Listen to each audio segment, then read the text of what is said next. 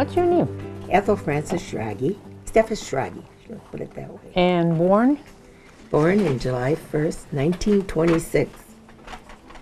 And how many people in your family? 7, 6 boys and me.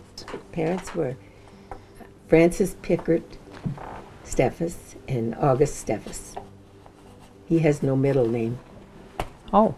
Because he got to his church and his name was not, when he was supposed to be baptized, his name was not supposed to be August. Grandma had a different name, but August Krause was his godfather, and he said, August is good enough for me, and it's good enough for him. So he's was named August Steffes. And where did you live? In Mount Calvary. When did your parents get married? May 23rd, 1918, was it? My dad was a farmer. Okay. My mother was a school teacher, a one-room school teacher, grades 1 to 8, until she got married. And then you had to quit teaching. You couldn't be a married lady. You had to... Where did she teach? She taught in Malone and then in St. Peter. Okay. Had a little one-room school.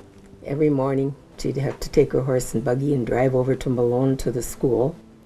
The gentleman that always put her horse in the barn had his eye on her, and he'd always unsaddle her, take the horse and put it away nicely for her, and she'd walk down to the school, and then she'd have to start the furnace and get it all ready for the kids to come. And then one day that gentleman asked her to marry him, and then she said, well, you know, I'm dating August, and that was the last time he took care of her horse. She could put her horse in the barn, but she wasn't, he didn't do it anymore. So she said the wrong thing. Or she didn't, because she married she married August. Your dad. Yeah. Interesting, in the first place, when I was born, because everybody was born at home, except my oldest brother. And the rest of us were all born at home, and when Grandma Pickard, who was my mother's mother, was living with us, and she said to the boys, we have a little girl. And then when the doctor came, they wanted to change me for a little boy. He said, well, I have one in the car. Did you want that? And they wanted to give me back, and so I'd get a boy. And my mother said, here, I'm waiting all this time for a girl, and they wanted to give you away. So. But they didn't. They didn't, no. They didn't get a chance to.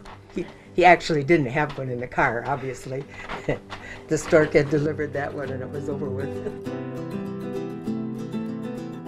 What did you do for fun at home, since you were living in the country on the farm? So what did you do to keep yourself busy? You made your own games. You played, the whole neighborhood, there were lots of children. We had a small family. We only had 7. In the neighborhoods, they were 14 and 12 and children. There were lots of them. So you just were in your own area. You played baseball, you played Einuck, you played LAL over, or whatever. You made up games. What's Einuck? Einuck was with a hockey stick. You got a little tin can, and then you, like a puck, and then you hit it around all over the place. You made your own games. Everybody did. Or you had a stick with a little barrel roll, and then you pushed it. It was all kinds of things. You didn't have all this stuff.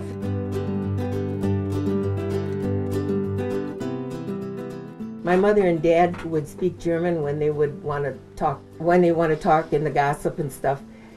When my mother taught grade school, a lot of the kids that came to school couldn't speak English. So not only did she have to translate, get them to speak English, they also had the problem of the German thing on it. But Lewis's mother and Lewis's sister in that, they talked German a lot. And Lewis's mother would go rattle away with German a lot, but we all understood it, because if you wanted to know the gossip, you understood what they were saying, because that was the good part. When they started lapsing into German, you knew they were talking about somebody, and so everybody wanted to know what they were saying. So we all, They all have a smattering of it. I mean, they knew a little. The older ones probably better than Joe and I, because we were the youngest ones.